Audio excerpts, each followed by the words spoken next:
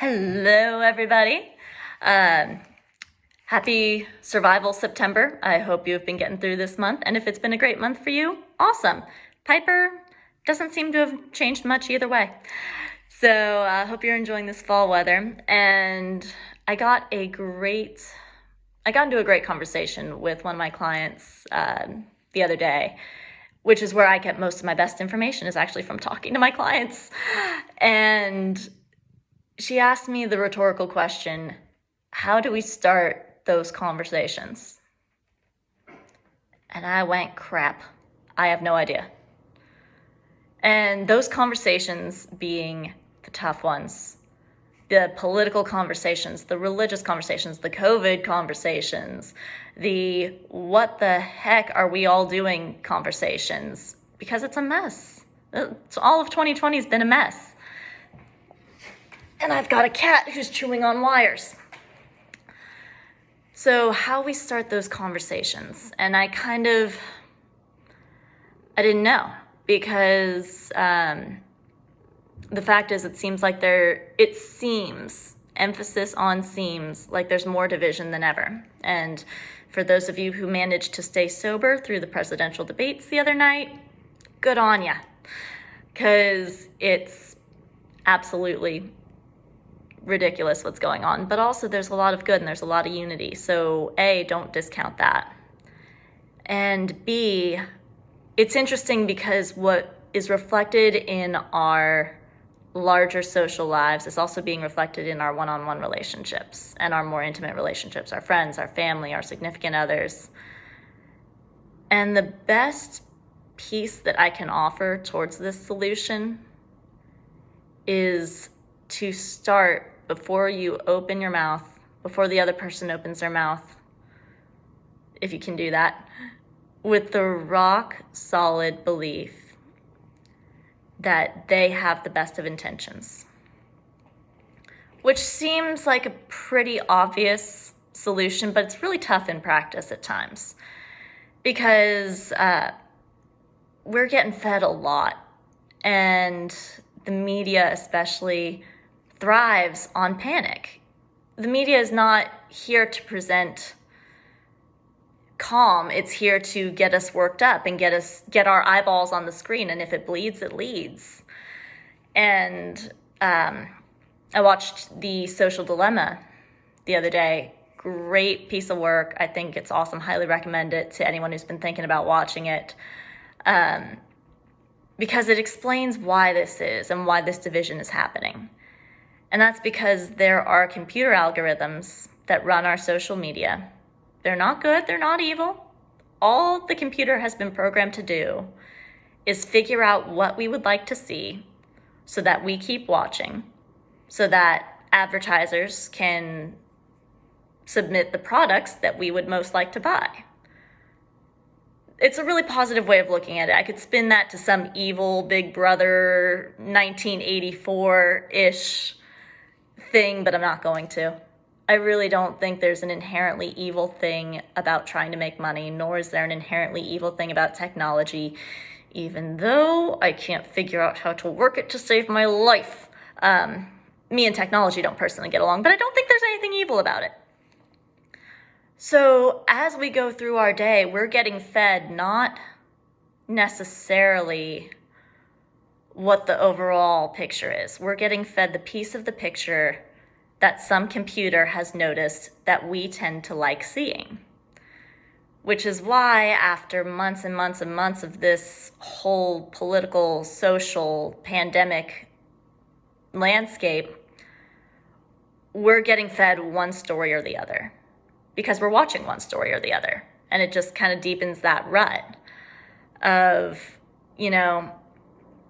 we get shown what we tend to agree with, which starts to get tricky when we talk to another person who's been shown different information, doesn't it? Because we keep thinking to ourselves, are you an idiot? How are you not reading and not seeing the information that's out there? Like, how are you not seeing the research articles that I've been seeing? How are you not? They aren't seeing it. They aren't seeing it. And they're being shown another set of curated research that may or may not match yours.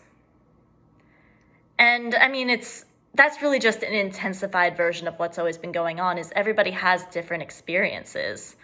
Everybody has grown up differently. Everybody's been raised differently. Everybody has had different life circumstances that have formed their different beliefs that none of us have seen.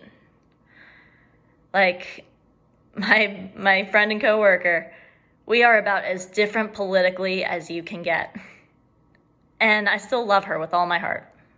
And she still loves me. And that is the fundamental trust that I'm talking about, is that I know no matter how much we disagree, and no matter how much we can get into it jokingly, I know that that girl has my back. And I know that that girl also has the best interest of the world at heart.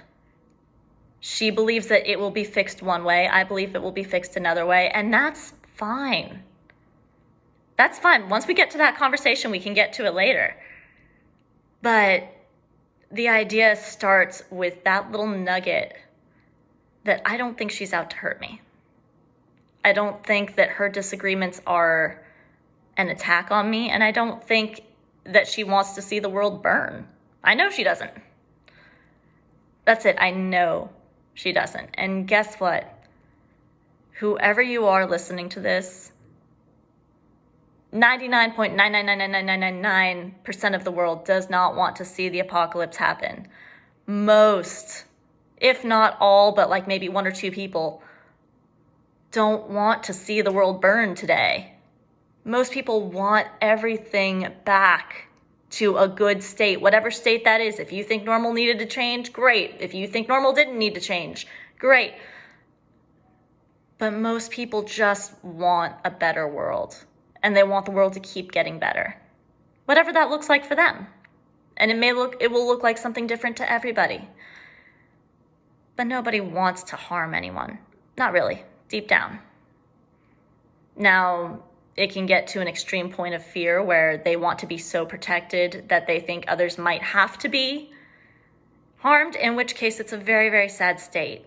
And I know it's so hard to find that little nugget that says this person just wants the world to be better when they're committing these awful, hateful acts. But we're never going to get in a conversation with those people. We're never going to change those minds if we start out by saying, you're evil, are you crazy, how could you possibly think this way? And it works the same in our relationships, our one-on-ones too. You can have that relationship that's a very, very unfortunate one, where every time somebody doesn't do the dishes, it's taken by you or by the other person as a hateful act. You didn't do the dishes because you don't love me. You didn't do the dishes because you just want to spite me. And if you're in that, please know my heart goes to you, because that's a rough spot to be in. And personally, I've never overcome it. Once that fundamental trust of that the other person wants your well-being is gone, for me, it's done. And like I said, if you're in that situation, my heart goes to you. But there is hope. There's hope for us on a grander, bigger scale of when your relationships aren't as intimate as living with a person. You've got a lot more wiggle room to rebuild that trust. You've got a lot more wiggle room, and it starts with you. And it's a simple little mind shift that if you just practice it every day, it starts to become a habit of, this person probably isn't trying to hurt me.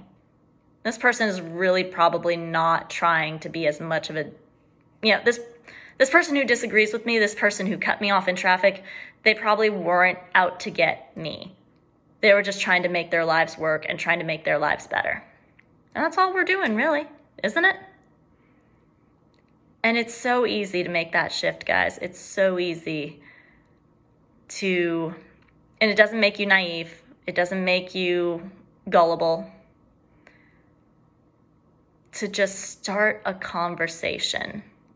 And before you open your mouth, to take a moment to acknowledge to yourself, this person also wants to fix the world. This person doesn't want to hurt me. This person doesn't want to hurt the world. It may seem like it because of what I've disagreed with, what I've seen on my own research. That's all fine. But opening the door with that belief that that person wants what's best is the key to the whole thing. And then the conversations can go from there, and maybe some of them will go great, some of them won't, but you're almost guaranteed a fight when you say this person is an idiot, this person clearly wants the world to just fall apart, this person clearly wants everyone to die because they don't believe in certain COVID standards, this person clearly wants the world to burn because they're Democrat and they don't understand. Doesn't matter. No. Everyone's just trying to fix the world in their own way, and the sooner we accept that, guys, the easier our conversations will get. And maybe you'll find yourself going through the day with a few less raging need to strangle the other person thoughts. So with that, have an amazing day. It's beautiful fall weather here in Tennessee, and I'm loving it. And go forth and just be awesome, because you are.